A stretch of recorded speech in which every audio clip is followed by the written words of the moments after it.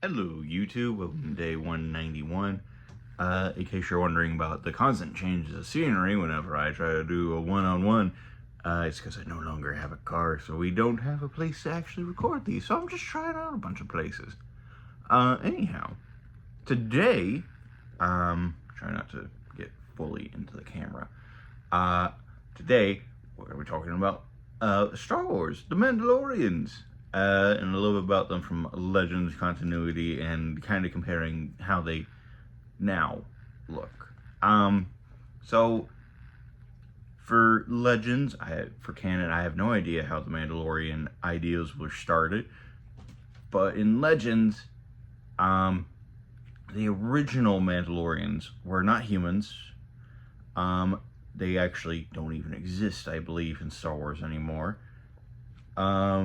They were ideals made by a species from Coruscant called the Tong. That's right, the Mandalorians originated from Coruscant.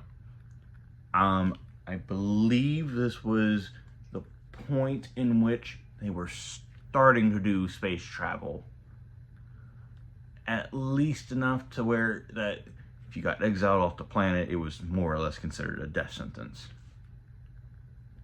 So anyhow, before the Mandalorians were thrown off Coruscant, they would launch raids and wars against the Coruscanti humans and other species on Coruscant. Why do they do this? It was because of the religious ideology of the Mandalorians, which really boils down to survival of the fittest.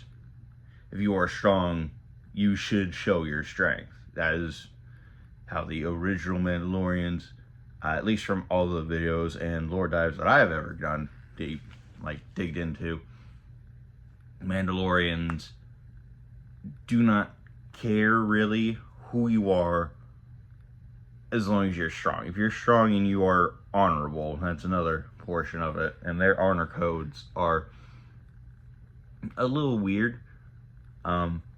Originally, the honor code, honor code for them, was simply just soldier's code of you have your battle buddy, you look after your battle buddy, you look after your tribe. That was a big portion of it because it was tribes from Coruscant. And then, after you get to the point where they had launched a very long and I believe it was successful, they made a song about it. That's another thing. Whenever in The Mandalorian you hear add it to the song, like when Din was asked the armor to add Grogu to the songs, he meant add him to probably an actual song, most likely, or the tribe song. Which kind of means that you get added on to the legacy of the Tong, of the Mandalorians as a greater. So eventually they were thrown off Coruscant, and they swore vengeance that Coruscant would burn. And that is a song portion, as well as still canon, that Coruscant will still burn, as it is covered in the Code of R. In case you don't know what that is, go play Republic Commando, or honestly, just look them up. Really great. What's next? The next portion, and the reason I say that it's still canon in that song is because it's like a little niche fact that all the ARC troopers, if not all of the GAR, the clones of the Galactic Republic, all knew that song. Because it was secretly known to the few trainers that they were going to kill the Jedi, and they didn't really care for that. They didn't care for the Jedi. And the reason for that being, after their banishment, they were sent to arguably a very fertile and vibrant world filled with dangerous beasts. And ordinarily that'd be like oh god, they got sent to Jurassic Park. No, they didn't get sent to Jurassic Park. They got sent to a great world. And when they started to extinct, the mythosaur. The mythosaur we've all seen in the Mandalorian at the bottom of the pool. If it's actually alive and that wasn't like a weird force thing, which in Star Wars you get kind of weird things. Everything revolves around the force. It's the life force is moving around. Anyhow,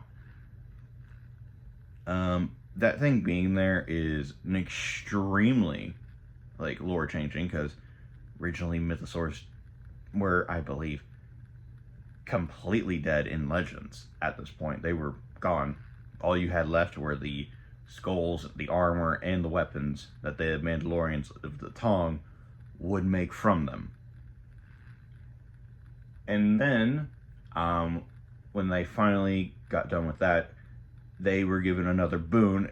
And this is where I probably should explain a little bit more about their religion. They have it broken down to 3 deities.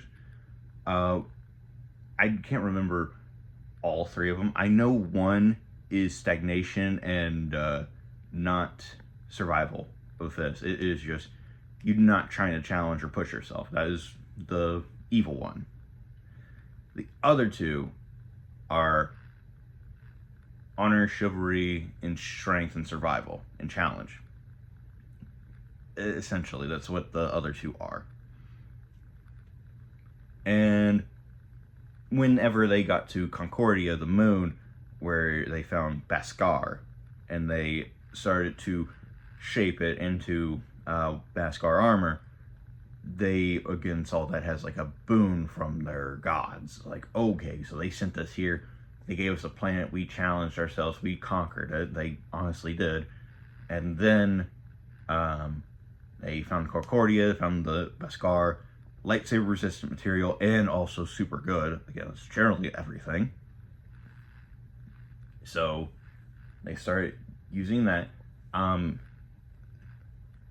it's been a minute since I've actually dived into the Mandalorian Legends lore, but I believe at this point, the leader of Mandalore. Yeah, the leader of Mandalore is called the Mandalore, which in the language of the Tong and later the Mandoa, which are the Mandalorians, Mandalore means the sole ruler. They named the planet the sole ruler after the sole ruler. So every time you have a high chief, that is the high chief, that is Mandalore, he is the sole ruler. And to signify that, they have a helm, which either does or doesn't exist in canon.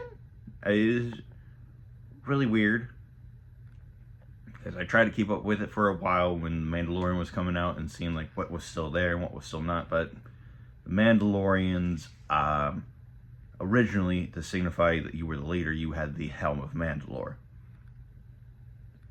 And then Mandalore, I believe, lost to a Sith in an honor duel. I know, it's really weird that a Sith would have an honor duel, but old Sith were kind of weird. They did have a little bit of chivalry, not a whole lot, but enough that they perhaps I should explain like what a Kagath is, because that's probably the more honorable thing of the entire thing. So essentially, a Sith who has a problem with another Sith would challenge said Sith to a Kagath, and basically they would use everything in their disposal to try and kill one another. And the one who killed the other absorbed the power base, meaning the servants, the army, and anything else they really have, and it became theirs. Now then, Mandalore fought one of these Sith and lost. So they begin launching raids on nearby, they begin launching raids on nearby planets and everything else. Essentially, after quite a few years of raiding, They raided a species, this is an important one, called Basilisk, I think. And they had Basilisk war droids. And originally, they actually, Legends devolved the Basilisk from sentient to rides, their mounts. And essentially were not truly extincted. They were like one of the first exceptions. The next one came when they started meeting more and more of like warrior races that still like kind of with the ideals and the ideology. One of the Mandalores eventually saw that his species, the Tong, were not continuing bloodlines quick enough before they were killed in combat. So he opened the doors to have anyone. You join Mandalorians, you had to follow, I think it was three of the rules. It was you talk Mandoa, you learn the Mandalorian history, you speak Mandoa, and you wear your armor. And that's kind of where I think Dave Filoni got the idea for Din Djarin's group of their what is it called? Oh yeah, cult. Yeah, where they got the idea for that. It sounds like it was a very strict, like old doctrine. Like you were welcomed in, you start doing that, and you start speaking that, and you start doing the things of the Mandalorian. You learn their ways. And to honor that, you don't take off your helmet. That's kind of where I think the Mandalorian got their doctrine from for canon. For Legends, and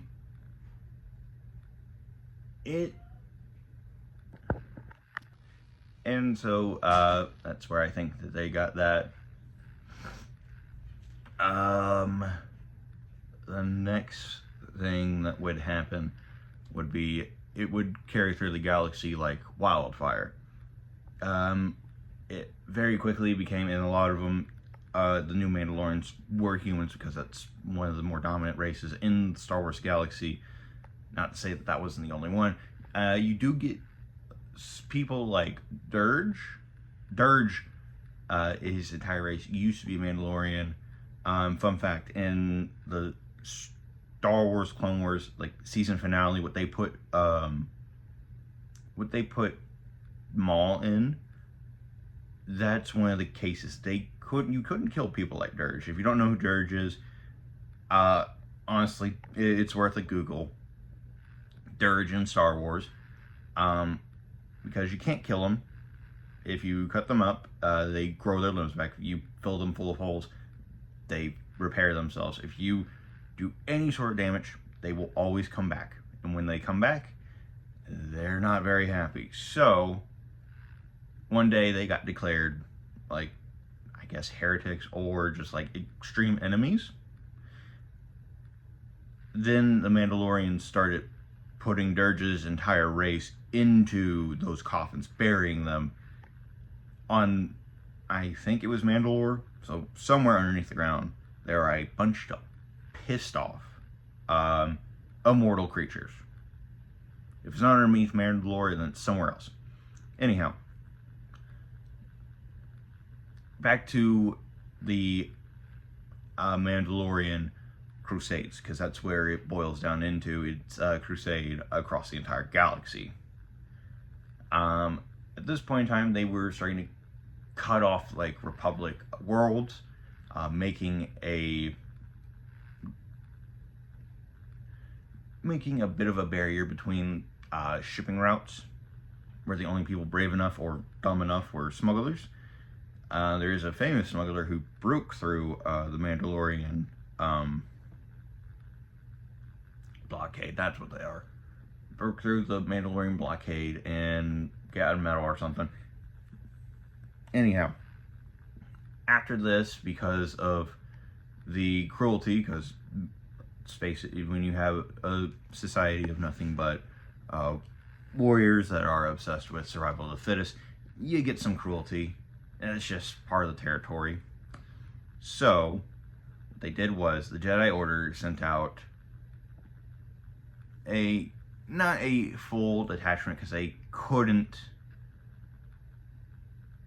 didn't want to rather start another war. They had just already fixed one thing. So at this point in time, the Mandalorians, or not Mandalorians, the Jedi had previously in like recent history to the Republic started a kind of secular split where it was so bad, and I think it's actually lost history to the most of the galaxy, but not in this point. I think there were still like a couple people that knew about it. They didn't want that to happen again, but a Jedi by the name of Revan, and this is where it kind of gets a little bit hazy in my mind because I'm pretty sure there are a couple more years before Revan comes along. But Revan, main character of the Star Wars Knights of the Old Republic, he went out and to stop the Mandalorian Crusades, started gathering both Jedi and military might to kind of take over and kick out the planets, or kick Mandalorians off the planets and push them back. And he was really hell-bent on he's going to extinct them, and well, extinct them they almost did.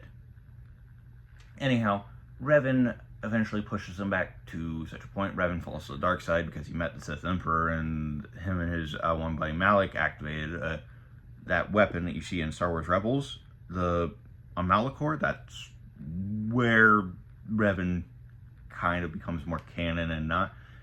Revan is a touchy subject because if he's canon, honestly, somebody at Disney needs to make a movie or lose their job because they need to make a movie on Revan. It was awesome. Anyhow, so he falls to the dark side and becomes Darth Revan. And then as Revan goes back through the galaxy, pretty much turning on the Jedi come together and say Revan's lost, but not totally. So what they do is they mind wipe him a bit. And that's where one of the other games picks up is Revan is now, doesn't remember he's Revan. You're slowly figuring out the portions that you are Revan. And one of the things is that along the way, Revan hid the helm of Mandalore. There was no one person to claim rulership, because if you didn't have the helmet, nobody respected your claim. So it broke down to a bunch of little warring tribes. Eventually, in one of those games, he goes back, he finds it, and he gifts it to his Mandalorian companion at this point in time. I know, to complete 180 from extinct them to I need you. Anyhow, where they wind up after the Crusades is on Mandalore, and then we get into the more known parts because it's talked about in the Star Wars Clone Wars show. You have an entire sect of Mandalorians that want to go more peaceful, because at this point in time the religious portion of Mandalorian culture kind of died off, as it did through most of the Star Wars galaxy. So they wanted to just lay claim to their planet, which didn't really sit well with everybody. That's why Satine and Obi-Wan had gotten to know each other when we see them in Star Wars Clone Wars, because him and his master Qui-Gon were sent to essentially protect Satine and the Dukes and Duchesses of the Mandalorian, which is where they changed up their clan ranking from more royal sounding things. In Legends, this does also happen. However, you have a much greater split. You don't just have like Death Watch. They're trying to hold to those ideas. You have a bunch of war bands going throughout the entire Star Wars galaxy. And eventually they kind of get lost. But anyhow, Legends, the Mandalorians went from a noble army ready at the call to more mercenaries and super commandos. That's kind of where the next portion, because you get Jango Fett, who, by the way, the actual way the Mandalorians went, Jango Fett was chosen to be the next Mandalore. Again, you don't have the helmet, you don't have a real true thing. However, it was enough that he was recognized through a couple other clans, including his pseudo-father, because his family were killed protecting the Fett clan from Death Watch. So, as that, Jango Fett became a foundling and later got to the rank of Mandalore, and was dishonored by having a Death Watch team imprisoning and enslaving him, and then he got free of his shackles and basically said it's not worth to try and go back after it, go after Vizsla or whatever. Granted, I think that's a big weird comic decision. So what he does decide to do is he becomes a bounty hunter, and quite a successful one, to the point where it is a joke in the Star Wars, the Edge of Empire things that me, Curtis, and Ricky do, because me and Curtis, we play Mandalorians, and we have seen other Mandalorians been asked for their ID card. Now, if you don't know, fun fact, here's your fun fact for the day, because the video's about ready over.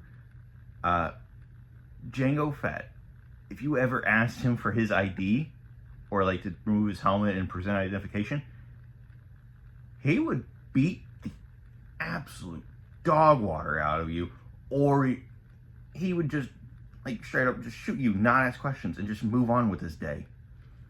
So if you ever ask a Mandalorian for their identification, expect to be going through that nearby window or just on the floor.